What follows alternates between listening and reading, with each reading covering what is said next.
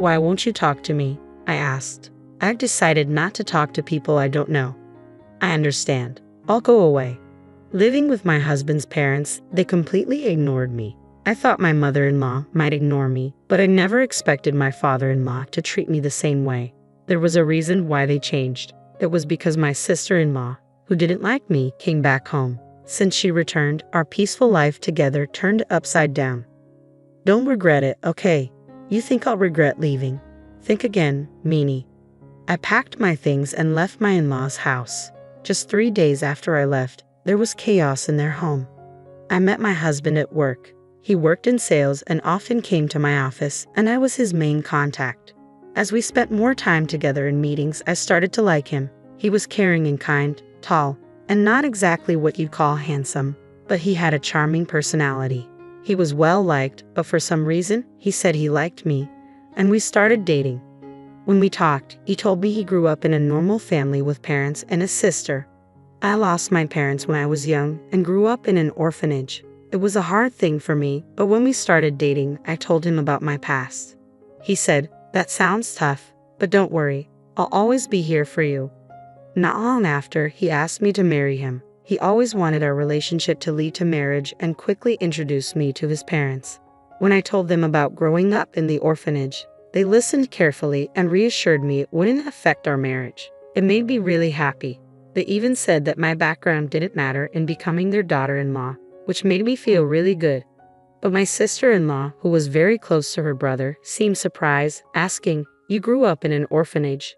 My husband had to scold her. Looking back, she probably didn't like me from the start.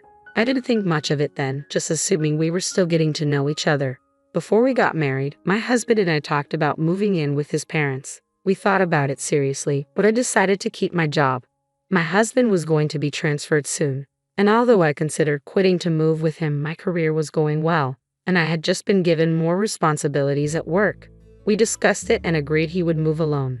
After our wedding, I wanted to enjoy being newlyweds for a while. I even thought about visiting my husband during long weekends to have a May vacation together. Moving in with my in-laws right after getting married seemed a bit overwhelming, but my husband probably felt more comfortable living with them. Also, he might have wanted us to live together to ease his mom's worries. Since I lost my parents when I was young, I always wished for a family, so living with them didn't seem entirely bad. Besides, my in-laws had always been nice to me, and I grew to like them. It was tough juggling work and my role as a daughter-in-law, but having a family made me happy and complete. One day, my father-in-law came to me with a surprising request. It was the beginning of some trouble in our seemingly happy living arrangement. It happened when my usually anxious mother-in-law, who often acted bossy towards my father-in-law, was out shopping. I was getting ready to do some cleaning on my day off when my father-in-law asked to talk to me. "What's up?" "Well, I don't want my wife to find out, but I need to take time off from work." "Time off?" I asked, surprised. He explained that he'd been having problems with his boss and co-workers, and his health had gotten so bad that he had no choice but to take a break. My mother-in-law is a nice person, but she's always anxious and a bit over-worried. Living with them, I notice how she tends to fret a lot, and my father-in-law walked on eggshells around her to avoid upsetting her. He had always been on the thin side, but lately I realized he seemed to have lost some weight. It would have been nice if my mother-in-law genuinely cared about my father-in-law's weight loss. But when he took a sick day because of a cold before, she said, "A cold? Everyone else at work is climbing the career ladder. You're always taking days off for health reasons. That's why you're not getting promoted." Instead of being concerned, she tended to criticize him. He probably tried his best to keep going, no matter how bad he felt. But his health got worse, and he secretly took time off to go to the hospital. He was struggling both mentally and physically. With him leaving work early, often being late, and calling in sick, there was talk about him needing to take a break from work. But he didn't want to upset my mother-in-law at any cost. If he suggested taking time off, she'd likely get really angry. Also, my father-in-law didn't earn much, and he relied on extra pay from working overtime. Taking time off would mean a significant drop in income. If he told my husband, he might tell my mother-in-law, so he came to me, asking if I could help with the bills. If I mentioned taking a break, she might even leave me, he said. Hearing that hurt, I was grateful to my in-laws who had accepted me warmly, regardless of my past in an orphanage. Wanting to support him, I decided to help him out during this tough time. Okay, I'll send you money every month. Use it for expenses. I'm really sorry. I'll try to get better soon and go back to work. Thank you so much. After that, my father-in-law continued to pretend to go to work while I sent money to his bank account for living expenses. My mother-in-law wasn't very thorough with checking her bank statements, so she didn't notice my transfers. He'd act like he was going to work but instead went to a mental health clinic or went for walks in the peaceful mountains. Over time, he started looking better. I thought he might go back to work soon, but then something unexpected happened. After a fight with her husband, my sister-in-law went back to her parents' home. There's nothing like being back home. I thought I'd lose my mind if I stayed with that stupid husband of mine. I'll be here for a while. Can you make meals for me too? I knew from the start that my sister-in-law didn't like me. At our first family meeting, my husband was upset because she clearly showed her disapproval. During our wedding, she had a sour look the whole time and even told me straight out, "My brother looks great, but you. He could have married someone prettier." She openly judged me for being raised in an institution, saying it was embarrassing that I didn't have parents at the wedding. However, she got married before us and had already moved out, so I thought I wouldn't have to deal with her much. That's why I thought it would be okay to live with them. If she had still been living at home, I wouldn't have even considered moving in, knowing how she would treat me every day. I thought her stay was just temporary because of her marriage problems and expected her to leave in a few days. Even though she was stern with my father-in-law, my mother-in-law had never been harsh towards me. Even if my sister-in-law made mean comments, I believed my mother-in-law would defend me. But I was wrong. One day, when I came back from work, my mother-in-law's behavior seemed strange. "Is something bothering you?" I asked. She seemed distant, not talking to me like usual. When I asked her what was wrong, she said, "Did you know you've been talking about me behind my back?" "What? I've never said anything bad about you. You've always been kind to me, and I'm really thankful. Why would I say bad things about you? You've been acting like the perfect daughter-in-law, but you've been talking behind my back." "Whatever," she said, leaving the room. In the hallway, my sister-in-law was smirking. "Looks like you're not in her good books anymore. Did your true colors come out? Being from an orphanage, your background really does matter, huh? It's best not to gossip about people, you know." "I haven't said anything bad about her." "Oh, the neighbors seem to have heard everything. When I came back home after so long, they told me you've been talking badly about her all the time." "What? Who are these neighbors?" "Well, it's been a while since I got married and moved out, so I kind of forgot their names." "I never said any of that. Stop making things up." "Oh, how disrespectful. Mom, she's calling me a liar and being mean to me," my sister-in-law said as she walked into my mother-in-law's room. After that, my sister-in-law's mean behavior got worse. She claimed I told her to sleep in the hallway and take the last turn for a bath because she's just a guest. She complained to my mother-in-law about every little thing. Every time, I had to explain I hadn't said or done any of it. But my mother-in-law seemed to believe my sister-in-law and be influenced by her. My sister-in-law stayed longer, making me wonder if she planned to stay forever. With all these worries, I went home feeling sad. I'm back. Before, my mother-in-law would warmly say, "Welcome back," but now it was quiet. "I'll start making dinner," I said, stepping into the living room.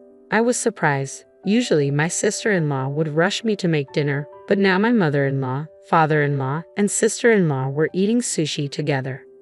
Surprised, my sister-in-law said, "Oh, looks like someone who isn't really family is here. You were planning on having sushi, were you?" My mother-in-law kept eating without looking at me, watching TV. "If you wanted sushi, you should have told me. I came home right after shopping," I said. "Ha! No one said they wanted that," my sister-in-law replied, not even looking at me. "Hey, Mom, Dad, I went out with my friends during the day and got some delicious pudding. Let's eat together," my sister-in-law said, ignoring me. They all started eating the pudding. I was tired from work and didn't have the energy to argue, so I went to my room without eating. The next day, my sister-in-law said she was going out with friends and asked me to drive her to the station. I said no because it was a weekday and I had work. Even if we were going in the same direction, it was a different route, and she wanted to leave around noon. I couldn't do it. "Just take the day off. It's fine. Your cute little sis-in-law just wants a ride. She hasn't had a chance to relax since she got married, right? Can't you be a bit nicer to her now?" she said. With all due respect, didn't you go out with friends last night after getting a late call? It seems like you've been going out almost every day since you came home. I have work. Please take the bus or train. My mother-in-law and sister-in-law were talking quietly, but I was done and left for work. However, that night, the event that made me decide to leave this house happened. I got delayed at work and came home after buying groceries, expecting to face some criticism. It was raining heavily when I left the office, and I got soaked just getting in and out of the car. I wondered what nasty surprise was waiting for me tonight. But when I got home, they were all eating takeout again, just like the day before. No hello, acting like they didn't see me. But I was used to it. I looked out into the courtyard from the hallway and saw something in the middle of the garden. Looking closer, I saw it was my stuff. My designer bag that I bought with my first paycheck, shoes that were a birthday gift from my husband, and even my work computer, all wet. I was shocked, and my sister-in-law said with a smirk, "Having the strangers' things in the house grossed me out, so I threw them out."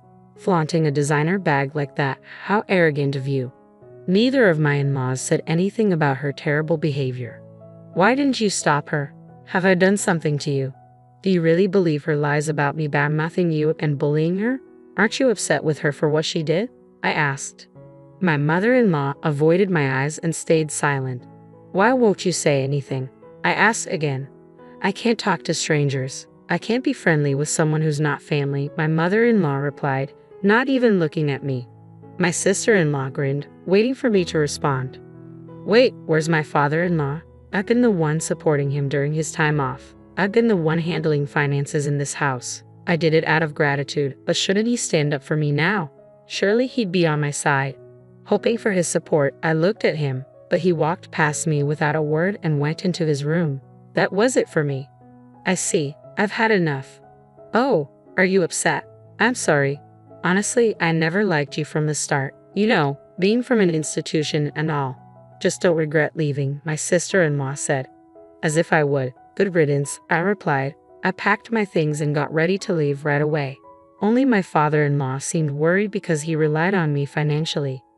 But even he didn't try to stop me or speak up for me. I was done with his indifference. Although my husband's work assignment was far away, I just wanted to get out of that house as soon as possible. I quickly got into my car and drove to him. I never talked to my husband about any of this. I doubt my mother-in-law told him about my sister-in-law coming back home. If he knew, he would have reached out to me because he knows I don't get along with her. But my husband never mentioned anything about my sister-in-law in his calls or messages. I never doubted my husband's behavior before, but maybe she's manipulating him, feeding him lies about things. Even now, as I go to him, he might treat me the same way they did. My heart was heavy, feeling suspicious even toward my husband, whom I trust the most. If he's siding with them, maybe divorce is the only option. That's how distressed I felt. When I arrived at his out-of-state apartment, he hadn't returned yet, probably busy since it was the end of the month. As I waited, my husband came in energetically, maybe noticing the lights. What? You're here? You should have told me you were coming. I would have come back sooner. What a pleasant surprise. No, just seeing your face, he said with a big smile. Seeing him happy to see me after all that happened at my in-laws' house, mixed with relief and humiliation, and I couldn't hold back my tears.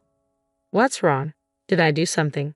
Seriously, what's going on? He asked, concerned. It seemed my husband had no clue about the treatment I endured at his parents' house. I gathered myself, knowing I needed to explain everything clearly to him. I started recounting everything.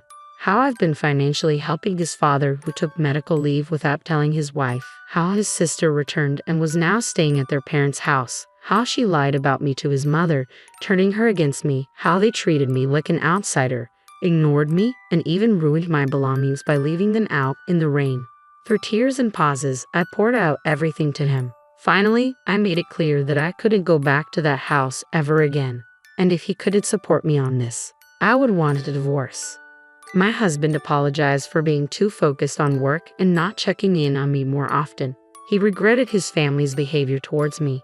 He assured me I didn't have to go back there or even talk to them again. Even if I forgave them someday, he was firm about cutting ties with his parents and sister. He also promised not to provide any more financial aid to his father. That night, I felt a huge weight lifted off my shoulders. The tension I'd been carrying melted away, and I slept peacefully by his side. After leaving my in-laws' house, I never went back. Commuting from my husband's out-of-state place wasn't practical, but I had already talked to my company about working remotely. My job didn't require me to be in the office all the time, and many of my colleagues worked from home too. Although I still had to visit the office a few times a month, some colleagues lived even farther away, so working remotely wasn't a problem.